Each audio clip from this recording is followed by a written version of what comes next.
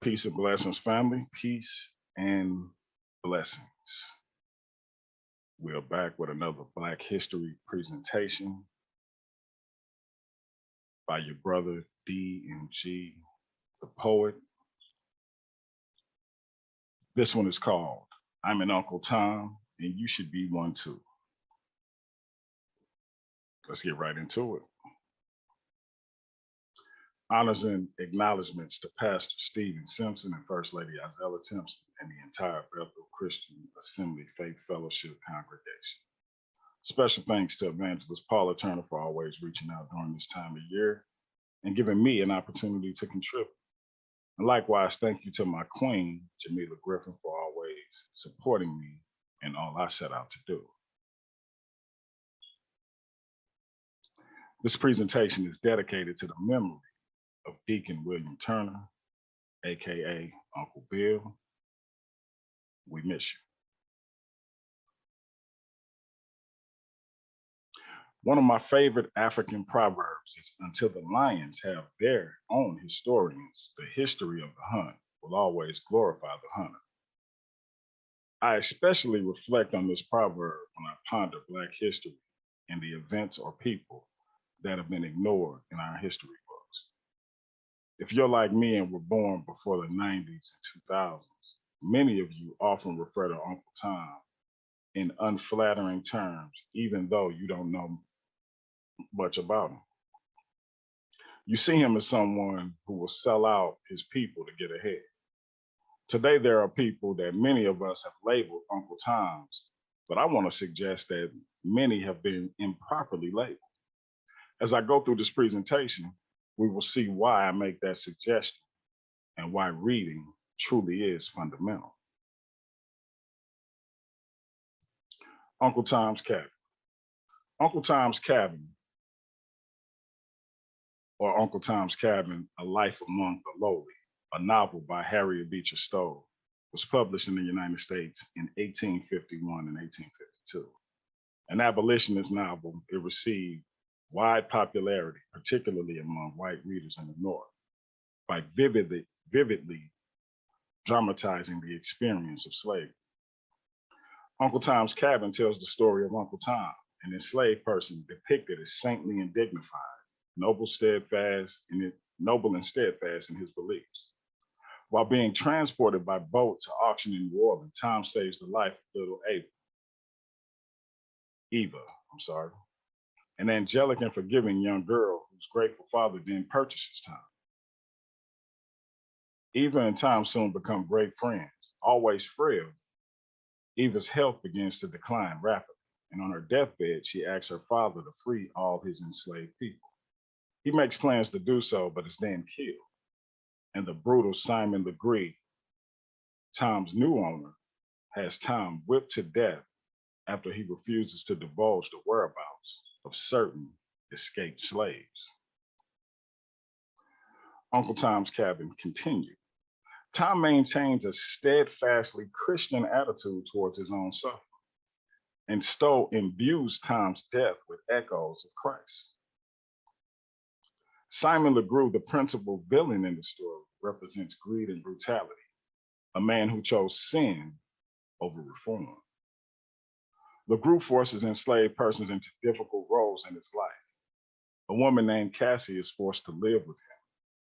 When Legree buys Tom, he also buys a 15-year-old girl named Emmeline, whom he intends to keep as a replacement for Cassie. Through punishment and reward, Legree turns Quimbo and Sambo into his companions and enforcers. The two men are coerced into beating other enslaved people at Legree's command. It is Quimbo and Sambo who whip Tom to his death. As Tom lay dying, they express remorse and shame. Tom forgives them before he dies.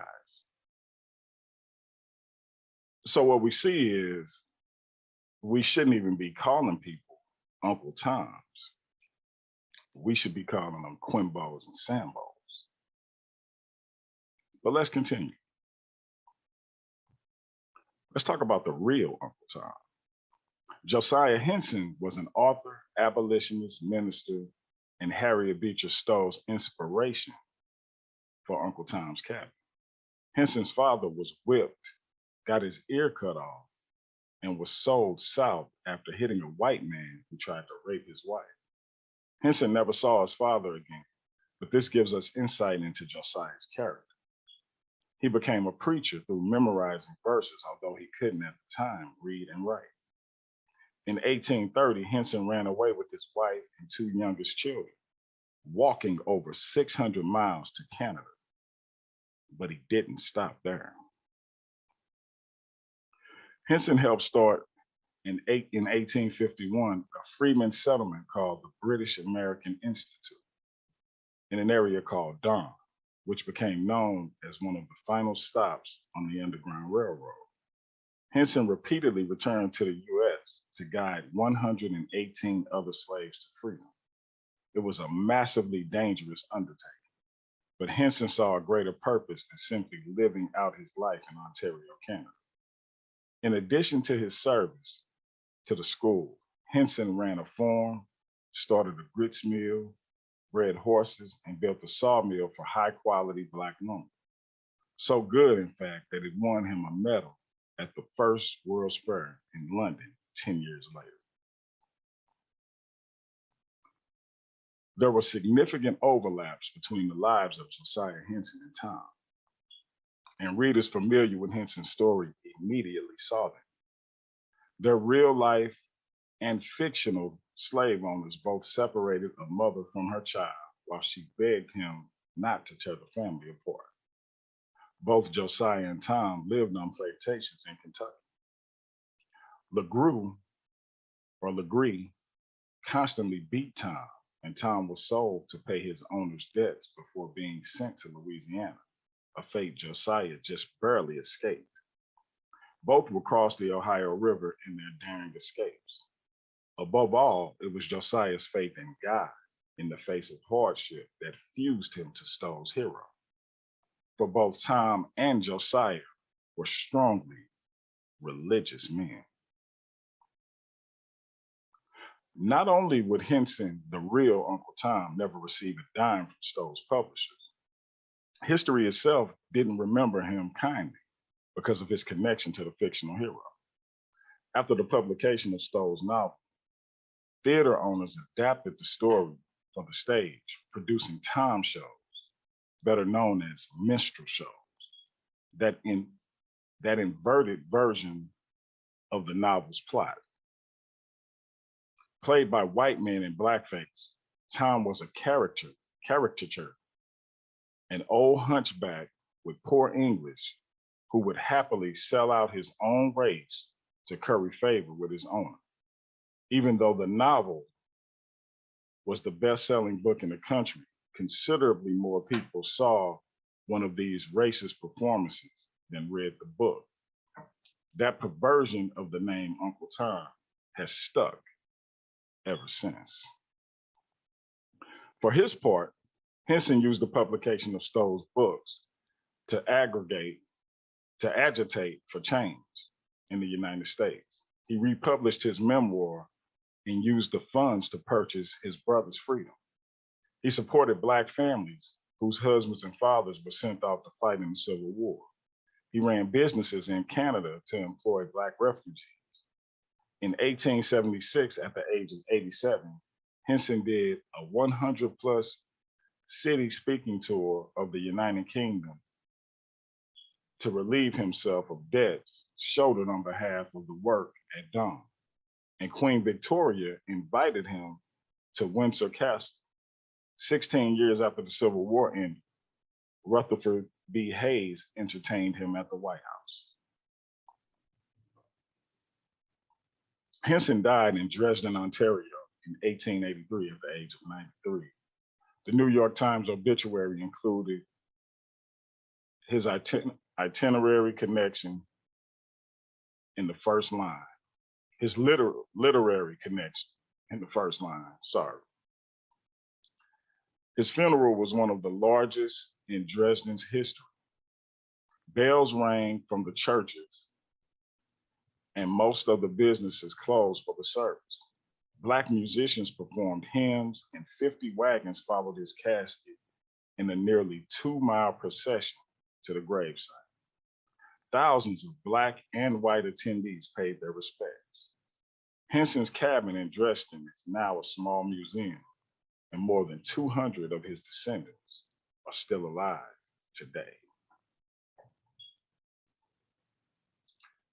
Henson's life inspired the work of Harriet Beecher Stowe's Uncle Tom's Cabin.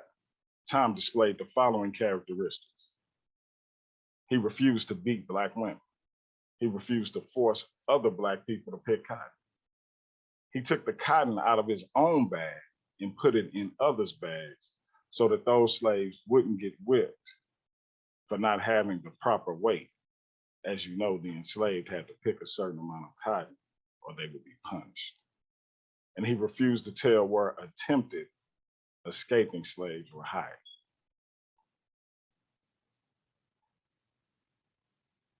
Interesting fact.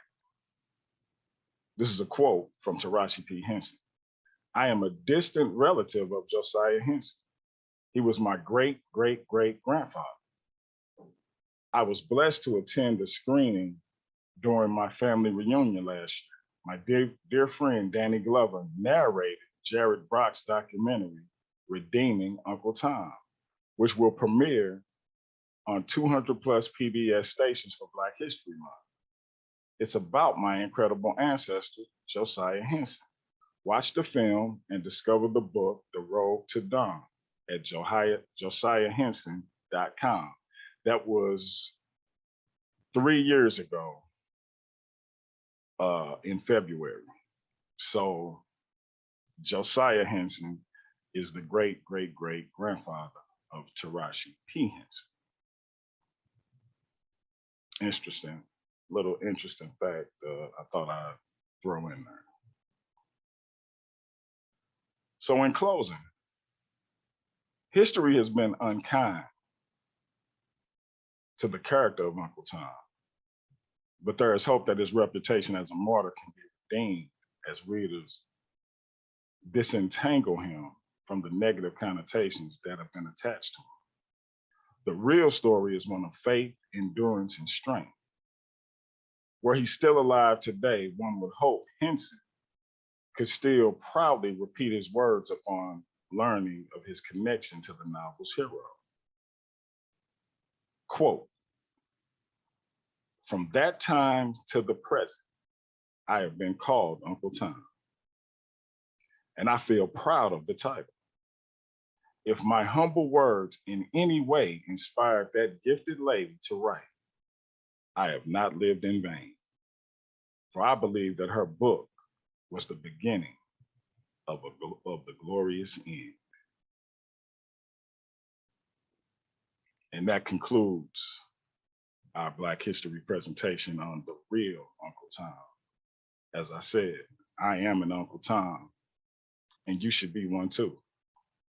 Let us not forget that this man was a Christian and that it was his Christian beliefs that pushed him forward in enduring all that he endured and achieving all that he achieved.